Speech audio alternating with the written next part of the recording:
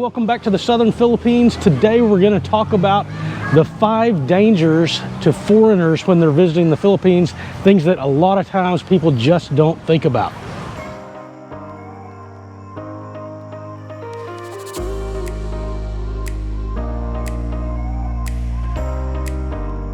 The number one deadly thing to foreigners in the Philippines has to be motorcycles and scooters.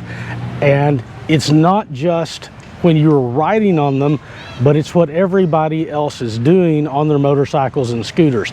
Same thing in Thailand. It's like the number one cause of death in Thailand is motorcycles and scooter accidents. And what happens here in the Philippines is that there really aren't any rules that anybody follows. And so they're weaving in and out of traffic. They're not paying attention. Many of the intersections, especially in the province areas, they don't even have red lights on them. And so you'll see somebody that's going through an intersection on a motorcycle, they're obeying all the rules, and somebody just comes out from a side street, runs right into them. One of the vlogs that I follow on YouTube that was in Thailand was actually another attorney, and he got himself a scooter. He was going across Thailand, and boom, he's driving down the road. A lizard, huge giant lizard, walks out. He doesn't see it. He hits it right before he even has a chance to stop. Boom. And fortunately, he wasn't seriously hurt. He got laid up for about 2 or 3 days.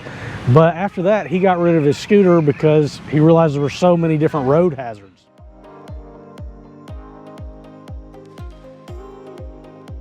Weather and natural disasters and how quickly the weather can come up on you.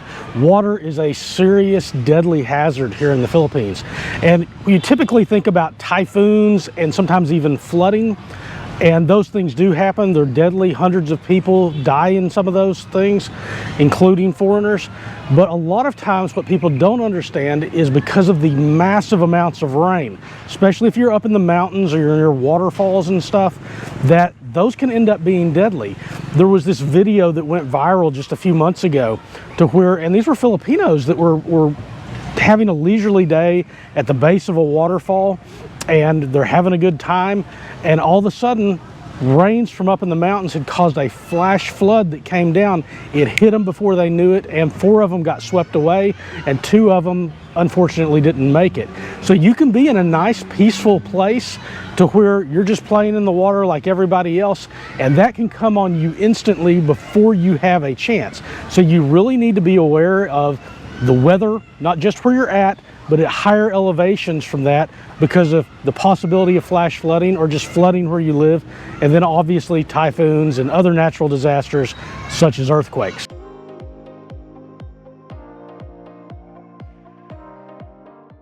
The Philippines, like many other places in the world, unfortunately are not immune to taxi scams. This is a huge pet peeve of mine.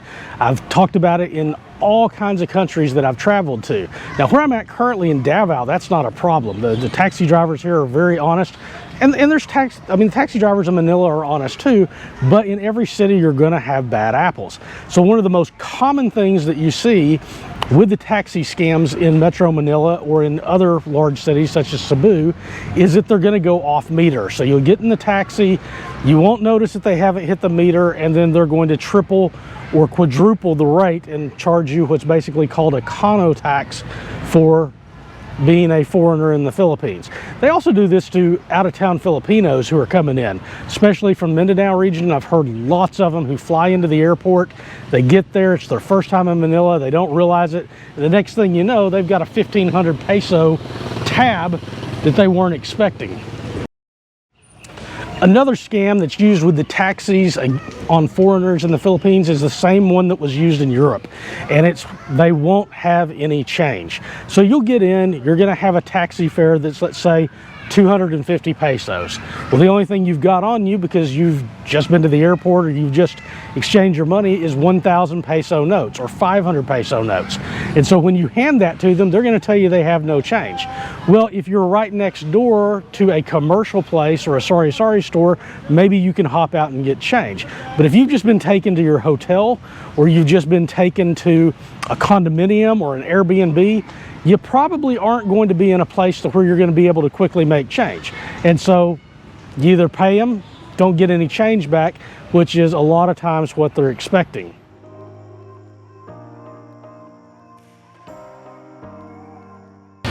Filipinas and the love scams. And this is a serious danger to foreigners coming to the Philippines. I've actually had many people who have contacted me as a result of this site who have told me about their experiences.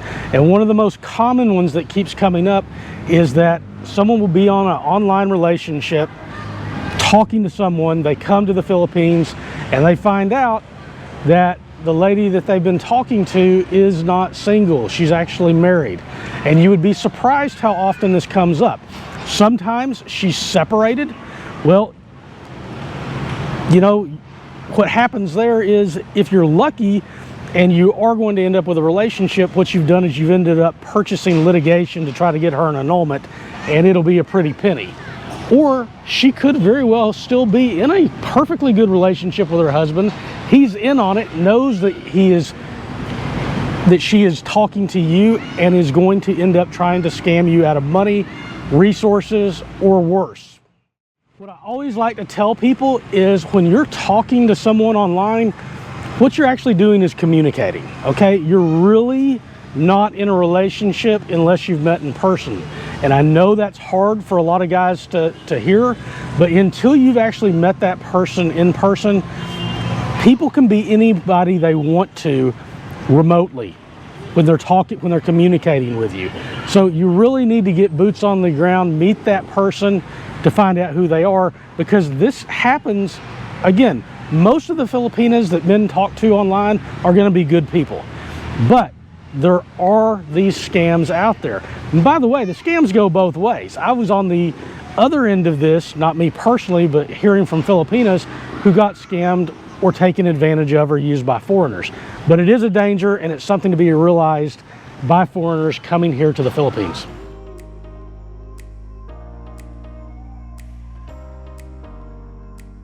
Dogs and rabies, both physical with the dogs and rabies. So there's a real problem with rabies in the Philippines with dogs, stray dogs in the provinces, cities, wherever it happens. And there are a lot of abandoned dogs that get infected. They will attack, they attack children. I've had family members of mine years in the past that had actually got attacked by rabid dogs. And so it's a real danger. And another danger with these stray dogs in the Philippines, and this has happened with me, is that if you're riding your scooter or your motorcycle and these dogs will run out right in front of you. Just about 2 weeks ago, right before I went to Manila, I was coming back at night. I was going probably about 35 kilometers an hour, so not too fast. And this dog, he looks at me and then immediately runs out right in front of me. You know, I have my headlights on, everything. So I had to stop very suddenly in order not to hit him and me end up tumbling off. And that happens quite often here, to where some stray dog will run out in front of your bike, you're not paying attention, or you're distracted by some driver near you, and boom, that dog's caused you to have an accident. So you have to be mindful of that all of the time when you're driving a motorcycle or a scooter here in the Philippines. So I come from America, so when we think of rabies in the United States, it's usually transmitted by raccoons or bats or other non-domesticated creatures. So we really don't see it too much in dogs in the United States. Well, here in the Philippines, it's a real danger. And also in the rat population. And so I'll just tell one story.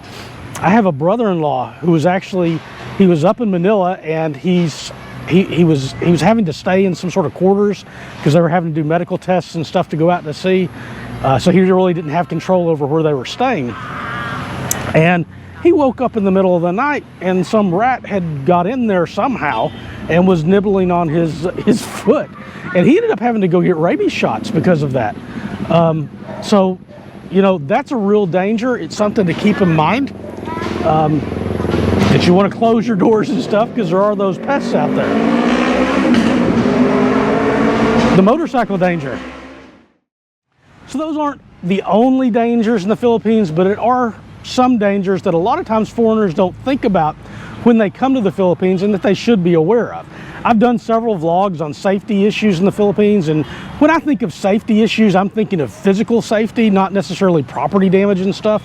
Overall, the Philippines, most of the time in many places, is just as safe or probably safer than some Western countries.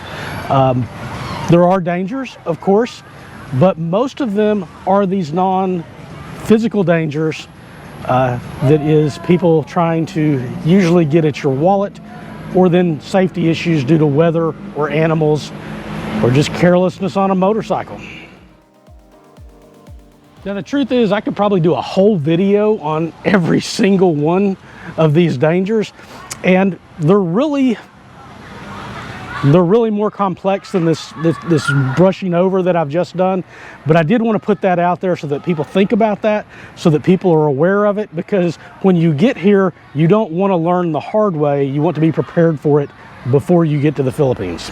All right, guys, thanks for watching. Make sure you subscribe if you ever want to find this channel again, and hit the like button if you see this content is valuable, because it lets other people know it's valuable, and it really triggers the YouTube algorithm to show this more, and it really helps the channel grow. Thanks so much, guys. I'll see you in the next one.